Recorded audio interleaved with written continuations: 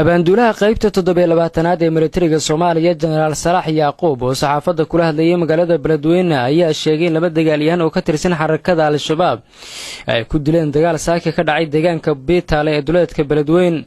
sidoo kale waxa uu sheegay abaanduulaha inay guulo ka gaareen dagaalka ay saaka la galeen Al-Shabaab ayadoo dhinaca kale ciidamada dawladda ay taliska lama galay ee Beledweyne ku soo bandhigeen hub ay sheegeen inay ka soo furteen dagaaladii saaka la galeen dagaalyahanada Al-Shabaab.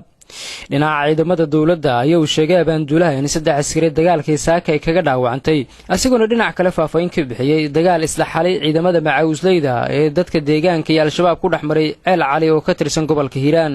xalay waxa dagaal culus ka dhacay degmada la yiraahdo Ceel Cali oo dhinaca qorraxsan Beledweyne kaga toosan una jirto muxuu ahay 65 kiiloomitir. ciidan macaawisleeya oo deegaanadaas ah ayaa xalay waxay weerar ku qaadeen Al-Shabaab fadhiyo ay ku lahaayeen degmada Ceel Cali halkaas oo ay ku dileen nin amiir ah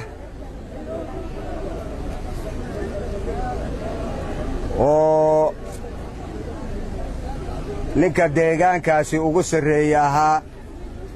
oo nin hore meeshaasi lagu diliyo deegaankaasi madax ka ah lagu dilay lagu bedelay dagaalka markuu dhacay oo xogta aan helnay kadib gobolka iyo ciidanka xoogga dalka Soomaaliyeed ee qaybta 27aad guutada halkaan ka degan ayaa waxay gashay diyaar garow si nimanka macaawisleyda oo guulahaasi gaaray aanay dhibaato u geysan Al-Shabaabka oo loo difaaco naftooda loo soo mata bixiyo. dhulka Ceel Cali iyo u dhaxeeyo Beledweyne waa dhul buuraley ah oo buuro aad iyo aad dhinaca isku wada hayo buuro dheer oo togog waaweyn gudaha kule ay ku yeelaan.